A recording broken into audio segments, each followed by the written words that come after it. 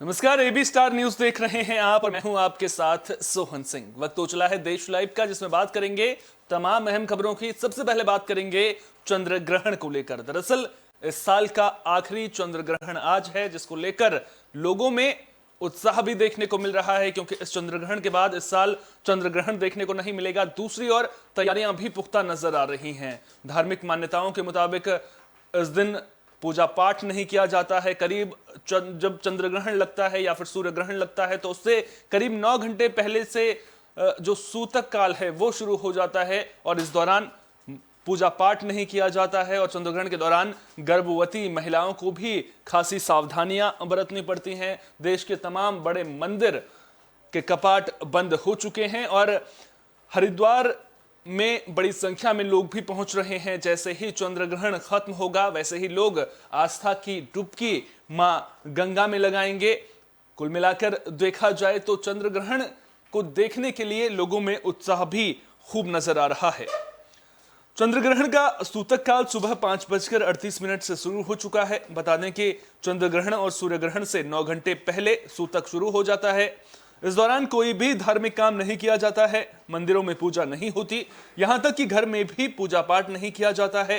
खाने की चीजों में तुलसी पत्र डालकर रखे जाते हैं। इसके पीछे वैज्ञानिक कारण है कि सूर्य या चंद्र ग्रहण से पहले ही इनसे अल्ट्रा वायलेट किरणें ज्यादा निकलने लगती हैं, जो हमारे खाने पीने की चीजों पर असर डालती हैं। इस चंद्र ग्रहण का असर चंद्रोदय के साथ ही दिखना शुरू हो जाएगा। बता दें कि देश के पूर्वी भाग में पूर्ण और बाकी शहरों में आंशिक चंद्र ग्रहण दिखेगा। वहीं अगले साल देश में कुल 4 ग्रहण होंगे, जिनमें 2 सूर्य और 2 चंद्र ग्रहण होंगे, लेकिन भारत में सिर्फ 1 आंशिक चंद्र ग्रहण देखने को मिलेगा।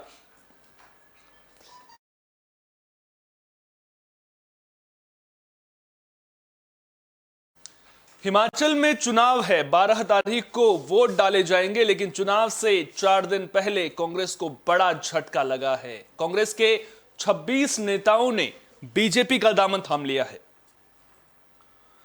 तो हिमाचल प्रदेश में 12 नवंबर को विधानसभा चुनाव के लिए वोटिंग होनी है, लेकिन विधानसभा चुनाव से सिर्फ 4 दिन पहले कांग्रेस को बड़ा झटका लगा है।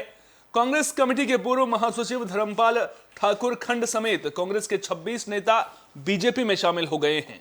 बता दें कि हिमाचल में कुल 68 सीटें हैं। सभी सीटों पर एक चरण में 12 नवंबर को वोट डाले जाएंगे। नतीजे 8 दिसंबर को आएंगे।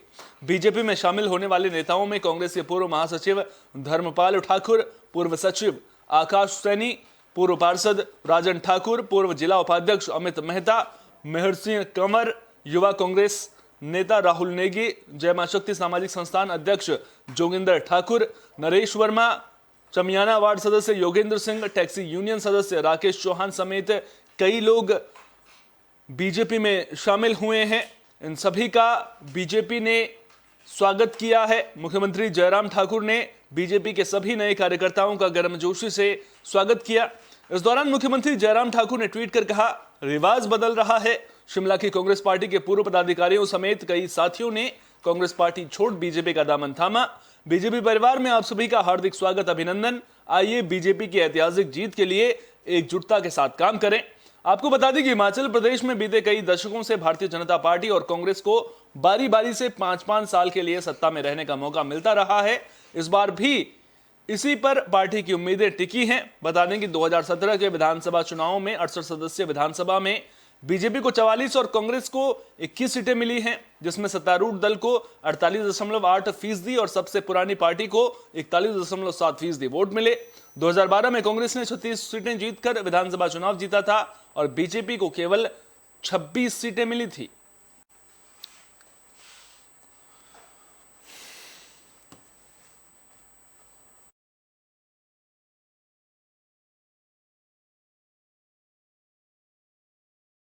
कांग्रेस नेता भारत जोड़ो यात्रा पर हैं, लेकिन इस बीच भारत जोड़ो यात्रा के दौरान केजीएफ मूवी कांग्रेस पार्टी की टेंशन बढ़ा रही है। हालात यहां तक पहुंच चुके हैं कि कांग्रेस का ट्विटर हैंडल ब्लॉक हो सकता है।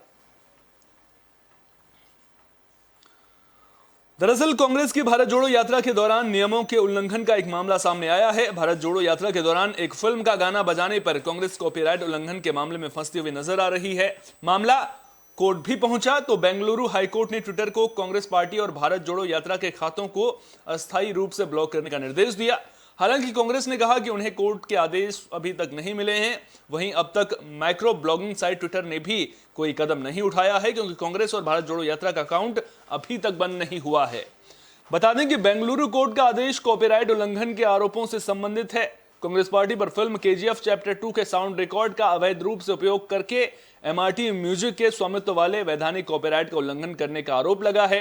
एमआरटी म्यूजिक द्वारा दायर मुकदमे में कांग्रेस पार्टी, सुप्रिया सुनेत, राहुल गांधी और ट्विटर इंक को आरोपी बनाया गया है। कोर्ट ने इस मामले में तुरंत आदेश जारी कर मामले को गंभीरता से जांच करने के निर्देश दिए। साथ ही कोर्ट ने कहा कि अगर समय रहते उचित कदम नहीं उठाए गए तो इसका कोई प्रभाव नहीं होगा। हालांकि कांग्रेस पार्टी का कहना है कि अभी उसे सिर्फ सोशल मीडिया के माध्यम से ही कोर्ट के आदेश की जानकारी मिली है। कांग्रेस की ओर से बयान भी जारी किया गया। कांग्रेस ने कहा कि बेंगलुरु हाईकोर्ट के कांग्रेस और भारत जोड़ो यात्रा के ट्विटर हैंडल को ब्लॉक किए जाने के आदेश की जानकारी हमें सोशल मीडिया के जरिए मिली है। इस मामले में कोर्ट की सुनवाई के दौरान हम मौजूद नहीं रहे। हमें कोर्ट के आदेश की कोई कॉपी अभी तक नहीं मिली है। हम मामले को लेकर अपने स्तर पर कानूनी सलाह ले रहे हैं।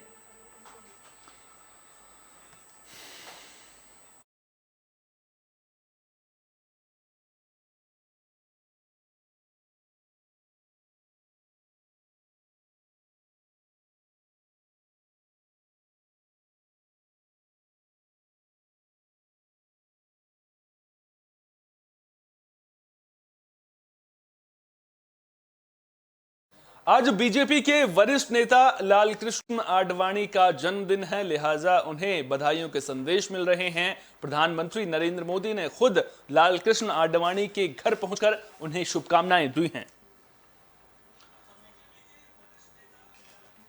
तो बीजेपी के वरिष्ठ नेता लालकृष्ण आडवाणी को उनके 94वें जन्मदिन के मौके पर शुभकामनाएं दी जा रही हैं। प्रधानमंत्री नरेंद्र मोदी, रक्षा मंत्री राजनाथ सिंह, उपराष्ट्रपति वेंकैया नायडू, केंद्रीय गृह मंत्री अमित शाह, ये तमाम नेता पृथ्वीराज रोड स्थित लालकृष्ण आडवाणी के घर पहुंचे और उन्हें जन्मदिन की शुभकामनाएं दी। इससे पहले प्रधानमंत्री नरेंद्र मोदी ने ट्वीट भी किया, जिसमें उन्होंने लिखा कि सम्मानीय आडवाणी जी को जन्मदिन की शुभकामनाएं। उनके लंबे और स्वस्थ जीवन की कामना करता हूं। लोगों को सशक्त करने और हमारे सांस्कृतिक गौरव को बढ़ाने के लिए उन्होंने जो कोशिशें की, देश इसके लिए उनका ऋणी रहेगा। विद्वता और बुद्धिमत्ता के लिए भी उनका हर ओर सम्मान किया जाता है। रक्षा मंत्री राजनाथ सिंह ने भी आडवाणी को शुभकामनाएं दी। आपको बता दें कि आडवाणी का जन्म सिंध प्रांत, अब पाकिस्तान के कराची शहर में एक सिंधी हिंदू परिवार में हुआ था। वे पूर्व प्रधानमंत्री अटल बिहारी वाजपेयी की सरकार में देश के गृह मंत्री और उप प्रधानमंत्री भी रहे। राष्ट्रीय अस्तित्व पर बीजेपी के उभार का सबसे बड़ा श्रेय आडवाणी को ही दिया जाता है। उन्होंने 80 के दशक में अयोध्या में राम मंदिर बनाने के लिए यात्रा भी निकाली थी और इसके बाद देश भर में बीजेपी का जनाधार लगातार बढ़ता ही चला गया।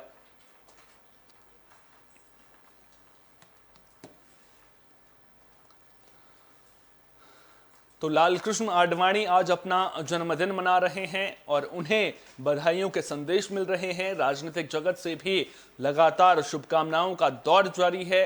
प्रधानमंत्री नरेंद्र मोदी खुद उनके घर पर पहुंचे थे। उनके साथ राजनाथ सिंह, जेपी नड्डा भी मौजूद थे। सभी ने उनके घर पहुंचकर उनसे मुलाकात की और उन्हें जन्मदिन की शुभकामनाएं दी। दरअसल बीजेपी का जो उभार 90 के बाद देखने को मिला है, उसमें आडवाणी जी का बड़ा हाथ माना जाता है और ये माना जाता है कि वो आडवाणी जी ही थे और उनके द्वारा निकाली गई उस रथ यात्रा का ही असर था कि बीजेपी का जनाधार लगातार बढ़ता गया और अब बीजेपी इस स्तर पर अपने जनाधार को बढ़ा चुकी है कि विपक्ष में कोई नजर नहीं आता है। लेकिन जो जड़ें मजबूत करने का काम अगर किसी नेता ने किया है तो उसमें नाम लालकृष्ण आडवाणी का सबसे पहले आता है।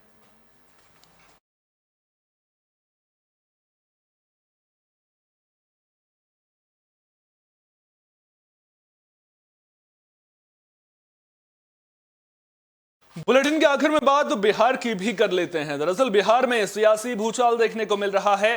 स्वर्ण व्यवसायी की हत्या मामले को लेकर राजनीति तेज हो गई है और अब चाहे पप्पू यादव हो, चाहे सुशील मोदी हो, सभी नीतीश सरकार के खिलाफ मोर्चा खोलते हुए नजर आ रहे हैं। बढ़ते अपराध के लिए नीतीश सरकार की कार्यशैली को सवालों के घेरे में खड़े कर रहे हैं। खुद सुशील मोदी आज मृतक स्वर्ण व्यवसायी के परिजनों से मुलाकात करने पहुंचे थे और इस दौरान उन्होंने परिवार को ढांढस बंधाया। साथ ही साथ सरकार पर भी जमकर निशाना साधा।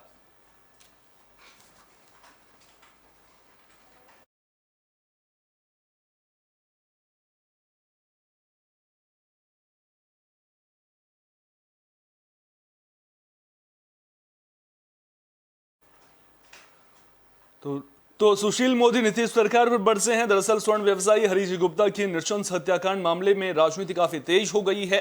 बिहार के पूर्व उप मुख्यमंत्री सुशील मोदी स्वर्ण व्यवसायी के घर पहुंचे और परिवार को ढांढस बंधाया। सरकार पर जमकर निशाना साधते हुए उन्होंने कहा कि यह वही आरजेडी है जिसके पूर्व विधायक अरुण यादव नाबालिग से बलात्कार के आरोप में 1.5 साल तक फरार थे और सरेंडर करने के बाद भी आज तक जेल नहीं गए और अस्पताल में रहकर अपना सारा काम आराम से कर रहे हैं। वहीं दूसरी ओर जाप सुप्रीमो पप्पू यादव आरा पहुंचे। पप्पू यादव ने मौजूदा सरकार और विपक्ष पर जमकर निशाना साधा। उन्होंने कहा कि बढ़ते अपराध के मामलों को लेकर सरकार और विपक्ष दोनों ही जिम्मेदार हैं, दोनों ही अपराधियों को संरक्षण दे रहे हैं। ऐसे में अपराध कैसे कम होगा। बता दें कि 2 नवंबर की शाम नगर थाना क्षेत्र के महाजन टोली निवासी स्वर्ण व्यवसायी हरिजी गुप्ता बलुआही स्थित मार्केट में किराएदारों से किराया लेने गए थे। उसी दौरान नामजद किराएदारों से बहस हुई, जिसके बाद हरिजी गुप्ता गायब हो गए थे। रात तक जब वो वापस घर नहीं लौटे तो परिजन ने बलुआही मोहल्ला पहुंचकर उनकी तलाश शुरू की, जहां उनकी बाइक लावारिस अवस्था में पड़ी मिली। हरिजी गुप्ता के साथ अनहोनी की आशंका को लेकर उनके बेटे उदय प्रकाश गुप्ता ने नगर थाने में रोजा निवासी पार्ट्स दुकानदार अमर, नाजो खातून के बेटे रजा, अमर के दोस्त रितेश, बउवा और रविरंजन कुमार के खिलाफ प्राथमिकी दर्ज कराई थी। पुलिस अधीक्षक संजय कुमार सिंह ने बताया कि लगातार पुलिस की टीम राज्य के अंदर और बाहर अभियुक्तों की गिरफ्तारी के लिए छापेमारी कर रही है। गुजरात से एक नामजद आरोपी को गिरफ्तार भी किया गया। गिरफ्तार आरोपी ने इस कांड में अपनी संलिप्तता स्वीकार की है। मुख्य आरोपी अब तक फरार है, लेकिन जल्द ही उसकी भी गिरफ्तारी कर ली जाएगी, यह पुलिस दावा कर रही है। पूरे मामले में किराए को लेकर विवाद सामने आ रहा है।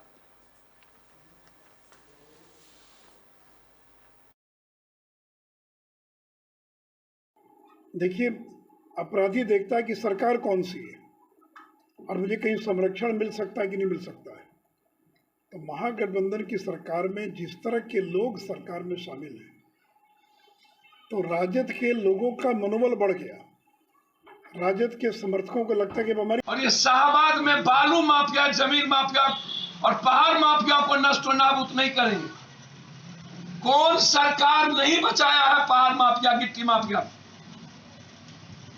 पूरा का पूरा सासाराम से भभुआ जितने एमपी एमएलए बने हैं, जिसका जिसका बड़का बड़का कॉलेज है, सब गिट्टी माफिया की बदौलत।